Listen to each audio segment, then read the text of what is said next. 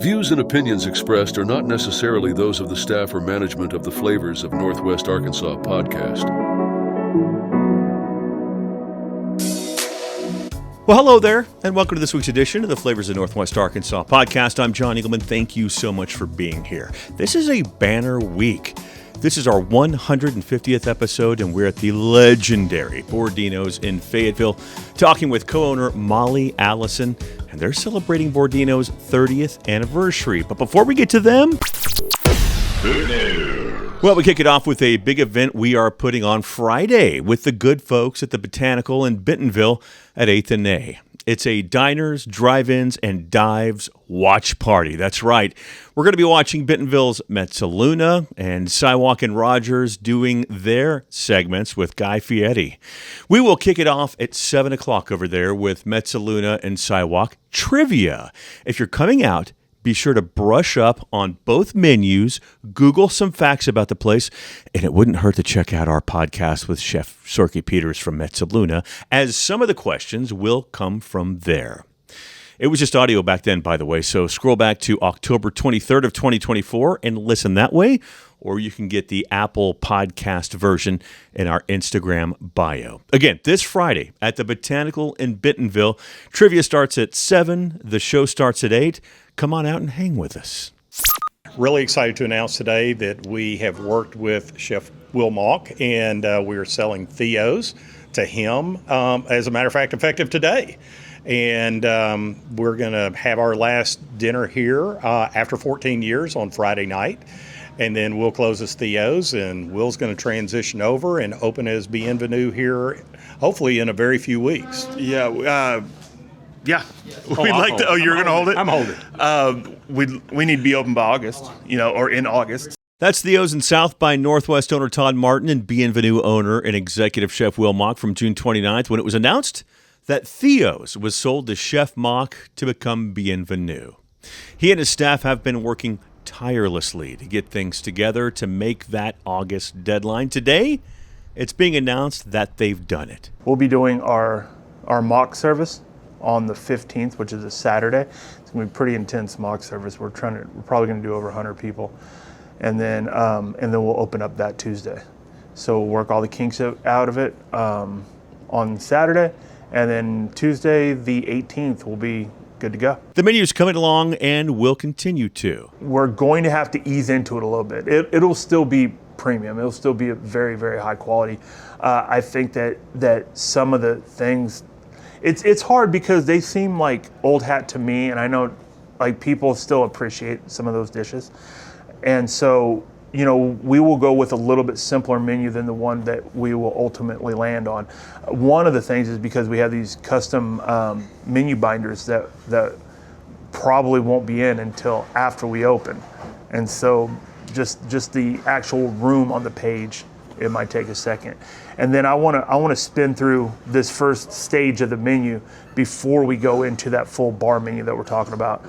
We plan on doing a full page a tapas-inspired bar menu. Oh, good. Yeah, and so I don't want to get jammed up on that when we're trying to execute dining room service. And so, it's like one of those things. I mean, we're going to practice and we're going to get better, and it's not going to take us long to do that. Bienvenue's former spot is going through a transformation of its own. Hayne Begley's the owner of Nosh Nola, and he's taken over the spot in Downtown Springdale. Now, the original Nosh Nola is located inside the Bentonville Brewing Company. This will be the difference between the two spots. Biggest difference is we get to control the front of house experience. So when you come in to Bentonville, you order on your phone, you do the kiosk ordering, and it's set up to be as easy as possible if you're on the patio eating with kids or friends. This is going to be much more of what we want to bring, that New Orleans, that Southern hospitality. So you'll come in, you'll be seated, and then we have a full bar. We have a bit more on the menu for dinner. And then we're going to have broiled oysters all day. So our dinner menu will add redfish, pork chops, couple pastas, and shrimp creole that we won't have at the brewery. We'll have gumbo here all the time. And once we get established, our goal is to bring that up to the brewery as well so we can have that there. But the biggest thing is going to be, I think, the addition of the bar menu for us is what people are really going to be thrilled about. So what does that mean? Well, New Orleans is such a cocktail city, so we get to do all the classics that you love, which is what our first menu will be. Bring in the Sazerac, but just do things the way we want to. I would say if you come in opening night and you look at the menu, the biggest thing is our house cocktails are $10 tax included. So all of our bars is going to be tax included. That's the way I grew up running in bars. It should be. If I want a beer, it's $5. Here's $5. Here's a buck tip. Let's go. And with the advent of less cash, things went away from that, but we're going to bring that back. So all the prices on our bar will be tax included, and our goal is to make it not super expensive to go out and drink. Too many places have $16 old fashions that are mediocre, and we're going to have a $10 old fashioned that's incredible. So it's we want to bring that back and get people in here more than just on special occasions. How soon will they be open? Progress is great. I mean, got in here July 1st, and we are in the last 7-8 days. Before we're going to be able to soft open. So we are super pumped. Lots to do, but we've hit all the major milestones. So we're just kind of at the finalizing the end stuff. So the experience and the design is exactly what we want when we open the doors. This past Saturday, Arkansas Trails Brewing Company opened their doors at 13429 East Highway 12 in Rogers. Owners Adam and Audrey Jones have been working on this for 5 years. It's a spot that was Adam's grandfather's machine shop for almost 40 years. In fact, his grandfather paid rent on it for years, and Adam had no idea who owned the spot. Once he did, they were able to buy it and build out what it is today. We can look back on the construction process and it going from being my grandfather's machine shop for almost 40 years to what it is today, and there's a ton of memories behind these walls. Yeah, I was like, how do you turn a machine shop into something cozy and welcoming? It doesn't look anything like it did, Yeah. but it's the same building, and we're here, and I think he'd be smiling down right now. The brewery has a 2-story patio along with the tap room and garage doors. Simms Barbecue will also be serving barbecue straight to your table Thursdays through Sundays. The 127th Tontitown Grape Festival kicked off yesterday, and it goes through Saturday. You can start getting those spaghetti dinners on Thursday night. There is live music every night.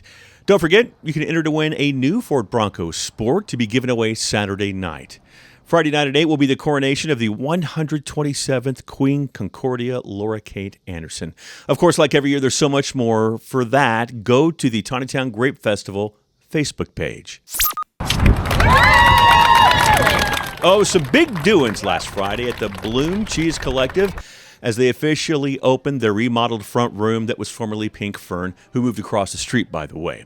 This affords co-owner Allie K. Hammer Cameron and her husband, Chef Brooks Cameron, to do much more. I'm really excited to see what Chef Brooks can do. I've been married to him for 10 years, so I get to see what he does all the time. But I'm really excited to be able to offer more kind of cheese-focused appetizers and some dinner service and do more wine dinners and kind of more food-focused events that center around cheese and wine, but that just kind of push the limits of it. The party continued the next day by cutting open a wheel of Parmigiano Reggiano from Giorgio Corvero in Italy. They only make 6 wheels a day, and they store them for 24 months. This is what it sounds like when cracked open. Sorry for all you behinds here. It's your final week to get your fix at Los Campos Margarita Town in Rogers before they close and go to being a food truck. They are at 4500 South Dixieland Road. Their last day of service is this Saturday, and Friday night they'll have one last musical performance from the band Los Esteros de Durango. In this week's Flavors Flashback, we go all the way back to our third interview ever. It was with Chef Will Mauk at Bienvenue. He moved here from New Orleans, where he started his culinary career and worked his way up to some pretty impressive spots. He moved his family here to be around other family, and here was his first job in Northwest Arkansas. I went to work for this is kind of a funny story. I went to work for a guy named Chris Moore he was opening a gastropub called Foster's Pine Plate. Yeah. Oh, yeah. Yeah, and it flopped bad. Like, I loved that place. Oh, no. The place in general, I'm talking about the first week it was open. Oh, I see. So they opened, and they didn't make it a week for service till they shut it down and reconcept it. Gotcha. So Okay. it opened, and they couldn't complete one service. Wow. Yeah, it was bad, like bad. And this is a $2.5 million project. So, yeah, and so I got hired there to reopen it and get it fixed. Gotcha. Okay. And for the most part, I did. It was always going to be a difficult place to run. Sure. I think a lot of times people put a lot of emphasis on design and not function. Yeah. A lot of times, Yep. and that clearly was, and also just not having a grasp of the concept. I mean, it's just simple shit. I mean, when you looked at it, and it's like, I mean, I could just quickly, this ain't gonna work because of this and this and this and this and this. I Gotcha. mean, it just very simple things that were just seemed simple or logical to me, and it just wasn't to them. And so we got it back up and running. We were able to. I was able to get it up and running in 3 weeks, and humming, and we were doing really well.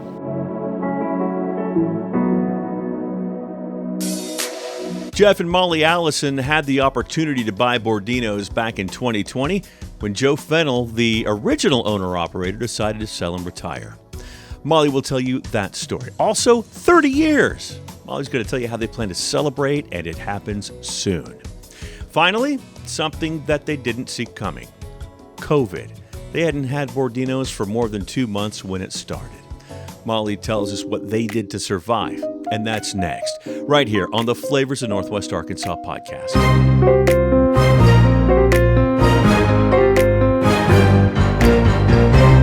Are you ready for some football? Well, most of us are. And this week, we finally get our first taste. The Panthers take on the Cardinals in the Hall of Fame game Thursday night at 7, and that kicks off the whole preseason. But what's watching football on TV without your favorite beverage in hand? The best place to grab it?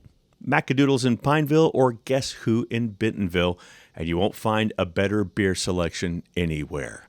Are you a wine fan? Well, they've got red and white wine samples going from open to close, plus spirit tastings anytime you stop in. And when they bring in a new barrel buy, there's usually an open bottle waiting so you can try before you buy. And if there's not, just ask.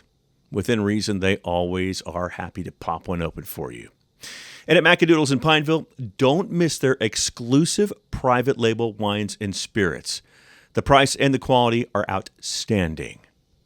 So grab your game day favorites at Macadoodles in Pineville or Guess Who in Bentonville. And be sure to check out their Facebook pages for specials.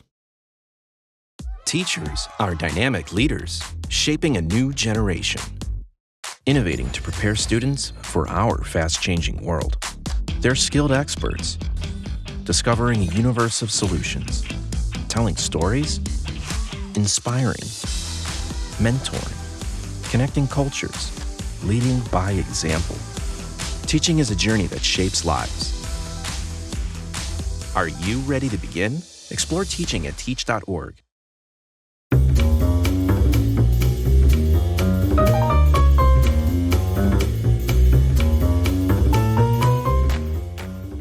Welcome back. We are at a Fayetteville staple today.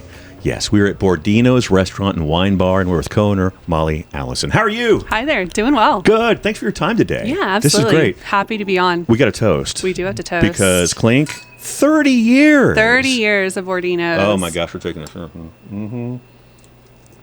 Oh, that is yummy. It is tasty. That's really this good. is Schramsberg, one of my husband and I's favorites. Okay. Based in Napa. I see why. Yeah. That's really good. Well, let's get into Happy 30. I mean, you got a party coming up the whole bit. It's worth celebrating, obviously. Tell me about it. Definitely. So Bordinos has been around since 1996. Yeah. It moved into our current location in 2005. That's right. Was it Smoke and Barrel? It was the old Smoke and Barrel Or what was location. Smoke and Barrel, yeah. Yeah. So much larger space here. Yeah. We do have some really exciting things to help celebrate our 30th birthday, anniversary. I don't know what you call it. I think both works, right? Yeah. So the week of August 17th, we're doing a few different special things. We're going to have some special food menu items. Yum.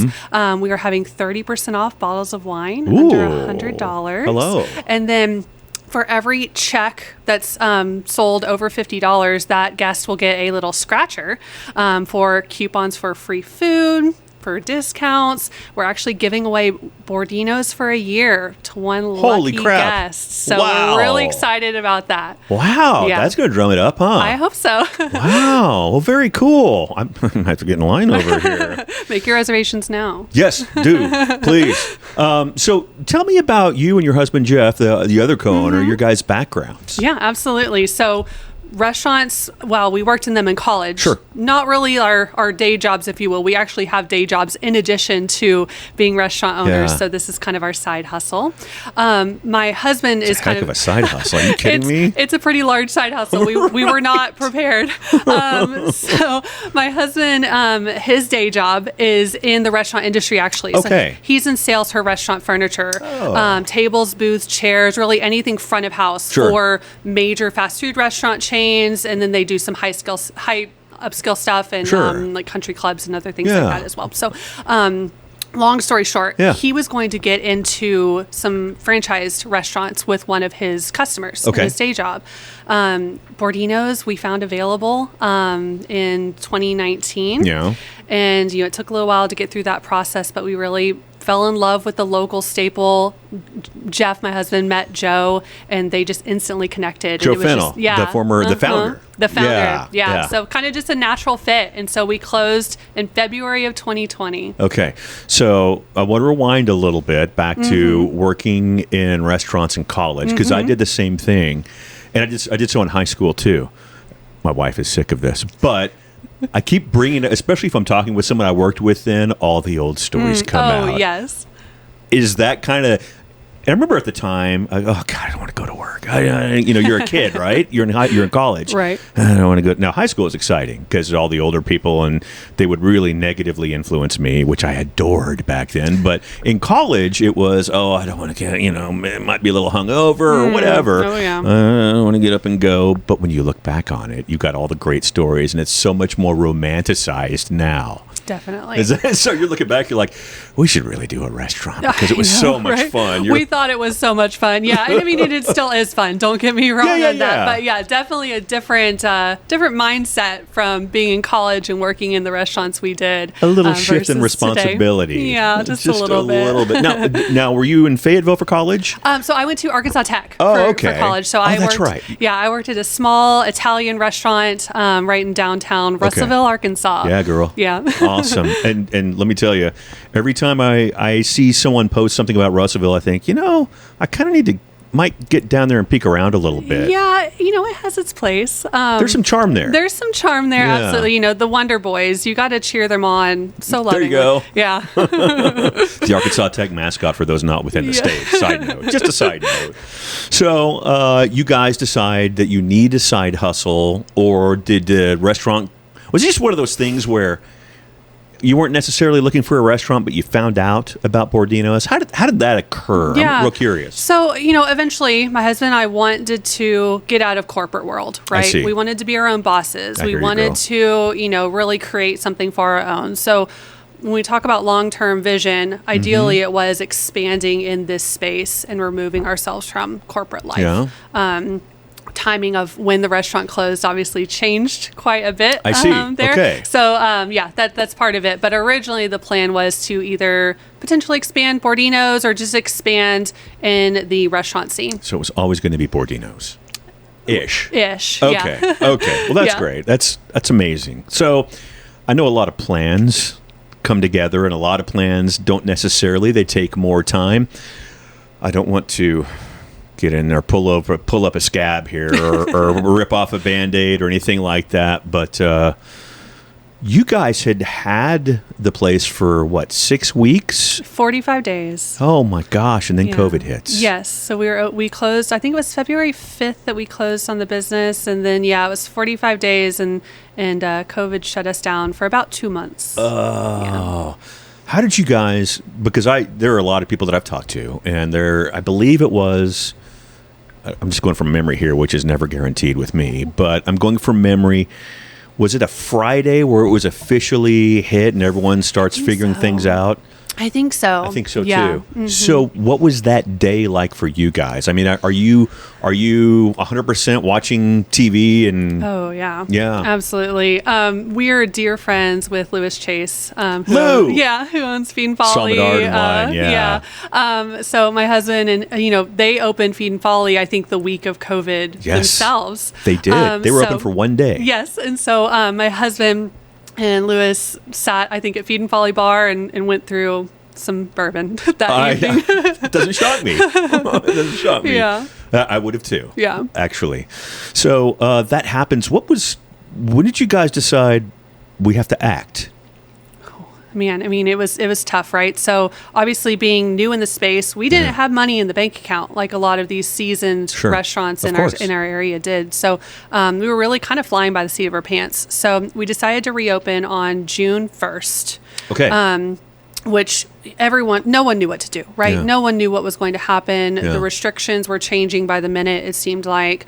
At that You're not wrong. Yeah. At that point in time, June 1st, we were still at 6-foot distance between tables and 33% capacity. Okay. Which for us, we're a pretty big space. Mm-hmm. So the 6-foot rule was easier to manage.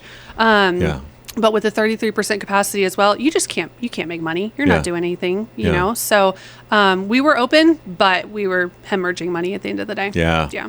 Did you guys do any I can't do a curbside on Dixon, but is that something you attempted maybe? We really tried. Yeah. So also during COVID times, liquor laws, alcohol laws changed as well. So loosened. They did loosen. So I think Aura started. I don't remember when exactly Aura came about, but that's where you can have your little fancy wristband and you get a cup and you're able to take your beverage outside onto Dixon Street, the entertainment district. So that was helpful. We were also able to sell bottles of wine as long as you purchased food. So we did a few interesting things during COVID. We did some virtual wine tastings. We randomly connected literally through Instagram with some of our favorite vineyards out in Napa. No kidding. Yeah. One of them was Raj Parr, who's really big in the Napa wine space. He has a lot of things on Netflix or Som TV. We connected with him to do a virtual wine dinner, and so we sold kind of tickets for that with our guests in the area, and that was fun. We had a lot of good time, right? Kind of just in the unknown. People had to get creative. We got very creative, that's for sure. Yeah. Okay. Well, everything starts lifting. Things get a little bit, I don't want to use the word easier, but more approachable. Yeah. What was it like finally getting the doors open? I guess the doors were kind of open, but... Kind of open. Yeah. I think it went 33%, then like 66%. Okay. And then I think we were at full capacity. But of course, at that time, we were still mandating masks, which were very important. But, also it's just hard to eat with, definitely. And something that our staff had to manage, right? So for quite some time, my husband and I were still working our day jobs. But then we would come down here every single evening and work with our staff just to ensure, right, they were being taken care of appropriately with our guests, right? None of our guests were challenging them on the distancing rule or the mask wearing rule or the hand washing rule, whatever it was back then. So it was definitely still a challenge, even as things were still lifting until about 2022. I'd say things started to return to normal, but definitely a hard time. I was interviewing people around 2022 and I got a lot of still not normal. Yeah. We kind of forgot what normal was. I know. Yeah. We really, even today, I mean, there's still like remnants of COVID of things you do No. Walmarts aren't open 24 hours anymore. That's fair. That's true. 100%. Well, you guys get it going and, you got a lot of plans after buying the restaurant and getting things going. And then you're basically, I don't want to say, COVID's effects were at least a year, right? Oh, yeah. How long until you're finally getting those plans back together, or are you still? I'd say we're still getting those plans back together. Yeah. So, originally when we purchased the space, we had plans of potentially remodeling. We had plans of, we never wanted to change the essence of Bordinos. Of course not. Joe Fennell has put together is amazing. It's a Fayetteville staple, and we didn't want to disrupt that. But, we just wanted to make it the best it could be. We wanted to kind of revitalize the interior. We wanted to look at potentially expanding. with COVID and with some other things that have happened just within our business, there have been delays with that, unfortunately. But we're still, still doing super well as a business, and we're just so grateful for our local community. That's great. Support us. I talk to a lot of people, and they'll early on give me dates of when they're going to open, and I'm like, I'm not going to. You're too far out. I'm not going to put that out there. And I recommend that you don't either. The city permitting, the construction. Yeah, there's so many things that go into everything. There's so many people that I talk to that have to go to Little Rock day of to get their actual liquor permit and get back here because they're opening up next day. Yes. Don't want to mail it. That whole thing. Just crazy. Yeah, my husband deals with all that. I Does don't he? That side of it. Yeah. Well, you see the stress then. Yes, I do. Absolutely.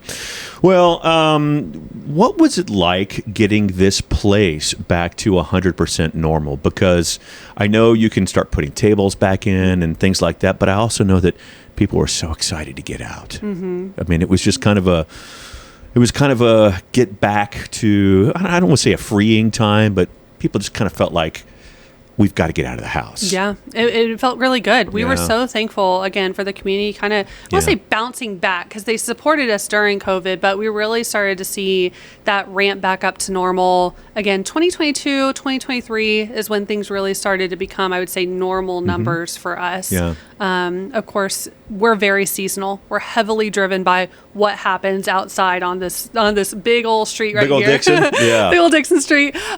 So, we're just very thankful that the community has still supported small businesses in the way that they have. And it's a great segue because hiring is, with all restaurants, I talk to people today and they will say that the biggest issue we have is hiring. Yes. The biggest issue we have is turnover. And now they're not all directly next to, well, not directly next to, but right by a university. And I know you guys probably do a lot of hiring out of there. I think that might dictate what your hiring looks like. Talk to me about hiring around a school year. Yeah, absolutely. And I'll first say, so my day job is actually in hiring. I'm in HR. I oversee recruiting for a major manufacturing company. So this is very near and dear to my heart. Perfect. And I hire people every day. So specific to the restaurant, again, we are so seasonal by the university. Sure. We're unique in that we want to make sure we want to hire a good variety of levels of talent, and we don't just want to staff only students, because when it comes to summer break, when it comes to winter break, we need to make sure we're staffed over this time. So I will say our staff is, one, incredible, two, really stable. That's great. In 2022-ish, we really saw a challenge in hiring. Okay. It was really difficult to get people in the door. There just wasn't, I'm not really sure why, a lot of people exited the industry during COVID. It was just really challenging finding and keeping talent. I get it. Also, wages have just skyrocketed from 2019 till now. Of course. We were facing that battle too. You bet. But now we're stable. We have a really solid team. Of course, we lose people if they do graduate, of course, or move on from the industry every now and then. But we have a pretty good, stable team and a really diverse group of everything from high school students all the way up to super senior, tenured hospitality professionals. Nice. Yeah. Great mix. Yeah, great learning experience. And that's it's the fun side. Certainly is, I would say, the most challenging side of owning a restaurant, just because of everything that goes into staff, and people are people sometimes. Yeah. And this may just be my age, which I will not tell what the age is. But man, when I worked in a restaurant in college, I wanted to stay there for the summer. I thought it was just great. I get to stay here and do this and go out at night. And do you still see a lot of that? Do people stay if they, It depends. Does it vary? In some of our support positions, right, our hosts, our service support roles, those are typically folks that are in school, and a lot of them do return. Yeah. We're so Texas influenced here that a lot of them do return home. Sure. We are also, though, slower during those times, of right? Course. Summertime is our slowest season, so it kind of naturally works itself out. I see. But when August comes, we need to ramp back up. Yeah. So we need to make sure we have people that are fully trained, because I think the first weekend of September is our first home game, and we are, one, ready, but two, want to make sure we are ready for it. Goodbye, sleep. Yes, I know. Yes, very much so. So everyone needs to be up and up come that weekend. What has been your guys' biggest lesson on this journey? I think our biggest lesson is be flexible. Yeah. We've had a lot challenges. I'm not going to lie. Yeah. We've dealt with everything from theft to staffing issues, like we just talked about, Sure. to addiction issues. We've touched really everything you could possibly think of. I won't say Yeah. everything, but we have touched a We're all lot of knocking really on wood. That's what we're challenging doing. things over the past 6 years now. Yeah. So I think at the end of the day, it's being flexible Yeah. and just taking a deep breath, saying it's okay. It's going to be okay. Yeah. How do we fix it? Yeah.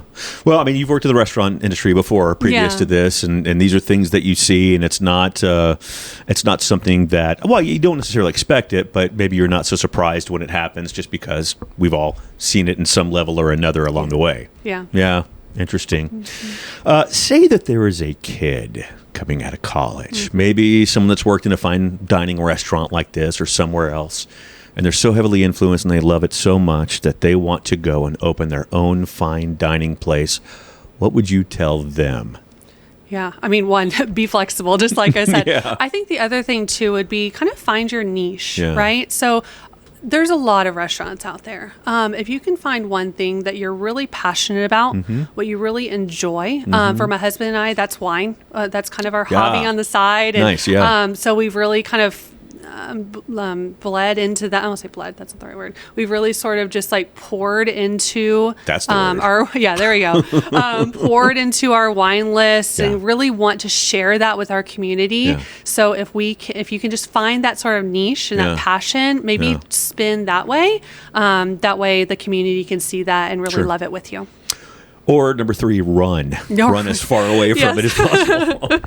Yeah, that may be too, but Yeah. maybe not for a young aspiring person coming out of college. Sure. We won't tell them that yet. Not yet. They'll figure it out. Yeah. Yeah. The next pandemic, or I don't know, whatever. Okay. So, are you ready to talk food? Oh yeah, I'm Let's always do ready to that. talk food. Let's All do right. it. We got that. We got the Mike Engelman Home Pro Tip of the Week, and that's coming up next right here on the Flavors of Northwest Arkansas. Let me show you something. Connect with us at Flavors of Northwest Arkansas on Facebook and Instagram, or by email at flavorsofnwa@gmail.com.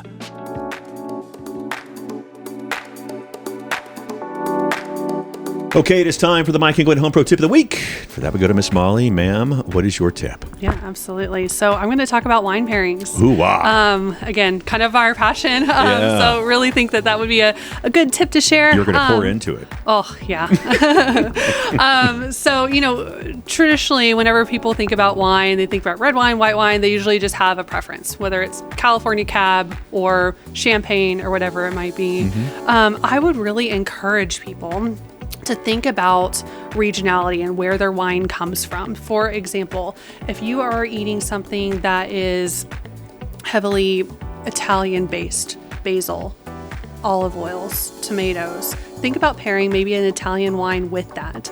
Naturally, the grapes that are growing in that region are going to match the flavors and the food that you're eating. So That's great. yeah, think about Argentinian steak is really popular. So get a nice Argentinian Malbec to go with that, Now you're something talking. like Yeah, that. you So bet. kind of just an easy little tip when you're in the liquor store, wanting to pair wine with dinner, try and use Yeah. that kind of mindset. And by the way, if you're in the store and doing it, don't be afraid to ask the people oh, absolutely. about that. Yeah. Because there's so many people that, and this used to be me, wasting so much time looking at labels and trying to find the right thing. Is that it?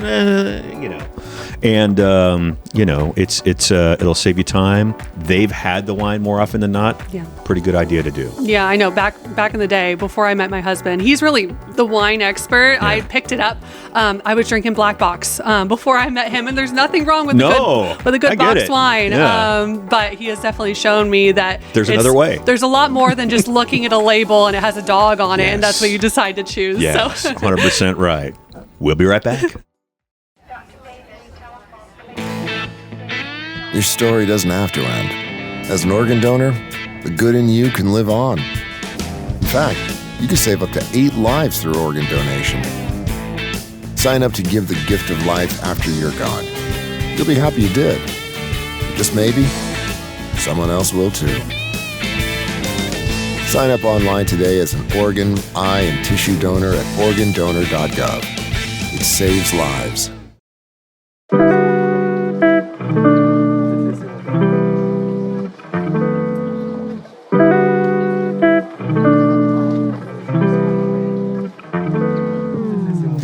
Did you know, as an organ donor, you can donate up to 9 organs? And I'm going to go through the list. I'm going to cheat and look here real quick. You have 2 kidneys.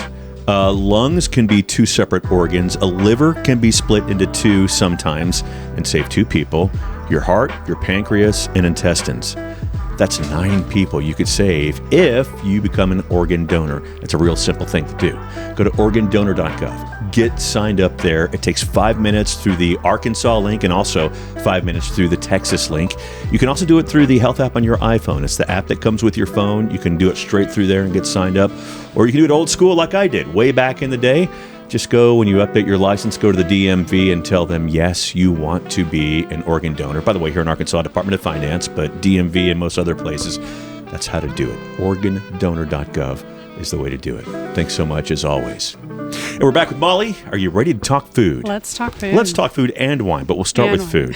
How would you describe your food here? Yeah, so we really give our chef free reign to make our menu. Now, what I'll say is there are some staples on the menu that we will never take away. We'd have riots down Dixon Street if we took those items away. Well, that was actually my next question. Okay. You just segued right into it. So just give me a few of those. Yeah, absolutely. So our portobello mushroom lasagna is a staple. For sure. It's vegetarian by how it's laid out right now. Mm-hmm. You can add protein to it, but it is one of my favorites. Yeah. I'm not a huge mushroom person, and people say that a lot. They're not a huge mushroom person, but that lasagna is amazing.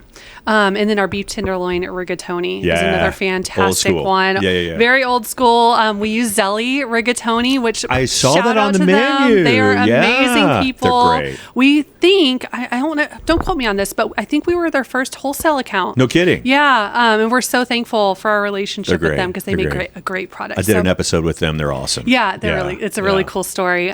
So those 2 are staples on the menu. We do change seasonally, so we change spring and fall. Sure. So we do, are influenced by the flavors of what's going on, whether it's springtime, lemon, fresh herbs, tomatoes, or if we're leaning into fall more with the butternut squash, and just a little bit heavier.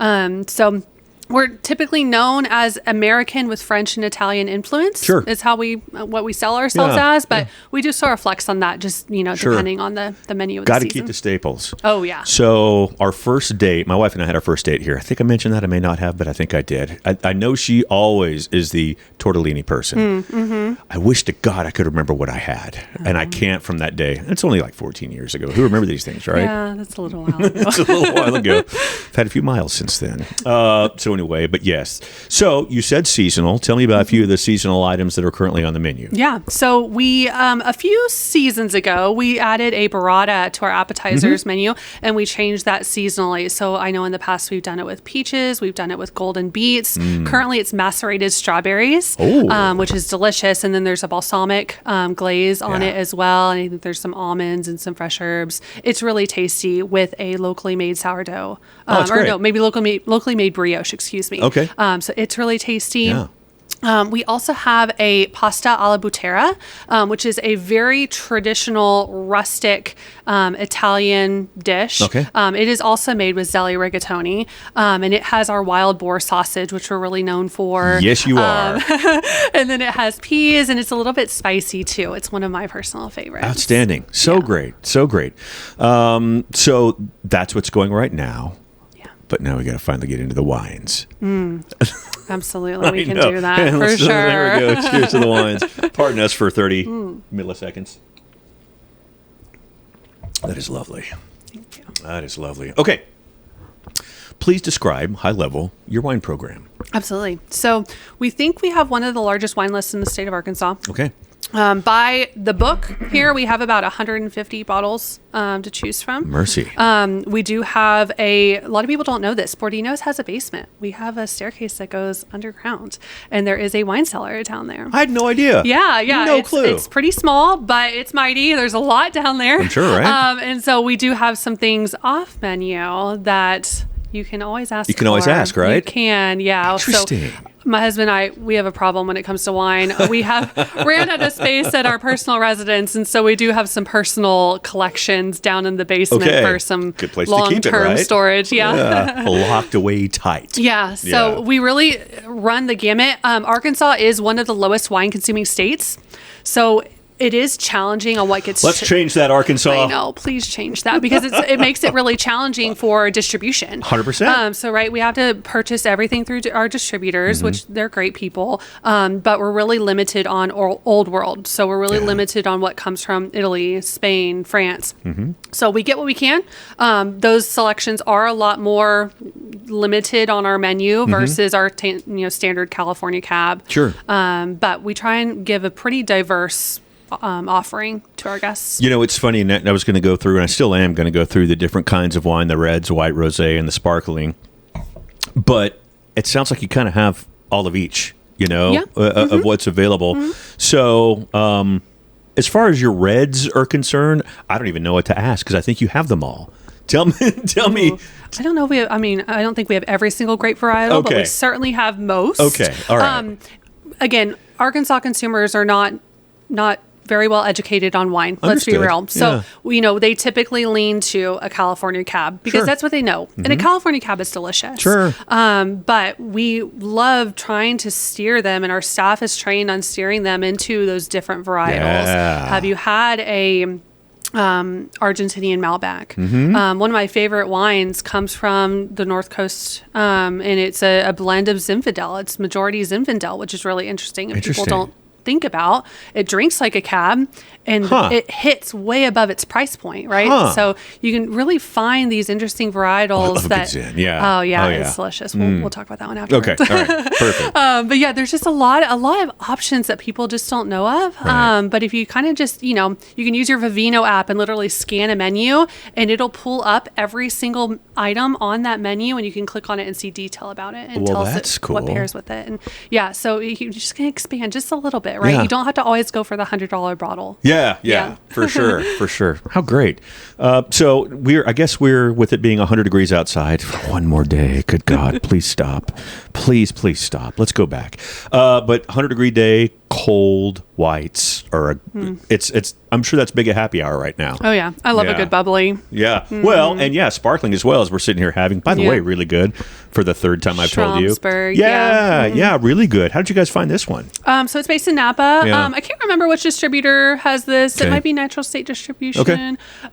But they're just a solid producer for us. We have some distributors that come, and we do take our beverage director Joseph Mason does some tastings with those distributors and just tries to find the newest vintages or kind of just unique selections we can add. I think did I recently see a wine dinner or something? Oh, yeah. So we do try and do wine dinners and whiskey dinners throughout the year. Wow. We have right now a Willet bourbon dinner that we are hosting. It's August 21st. Okay. I think there's a couple tickets left. Okay. But we really love using those for our chef to get creative on menus and then also showcasing either specific vintages of wine or, producers of wine or specific bourbons. To your point, and there are other places that do this too, but chefs in general use these occasions to flat out show off. Oh, yeah, 100%. We love it. And it's awesome. Oh, yeah. So good. Yeah, I love those. Yeah. I'll mention one other thing, too. So we use Elijah Craig as our whiskey. Yeah. My husband recently did a barrel pick of Elijah Craig. So that is currently what's in our well right now is a Bordinos barrel pick. No kidding. For our whiskey. Oh, that's great. Yeah, it's really cool. We actually have the barrel. It's sitting out in our lobby right now. I totally missed it. Yeah. So it's a pretty unique That's great. thing. How cool is that? Show off. Yeah.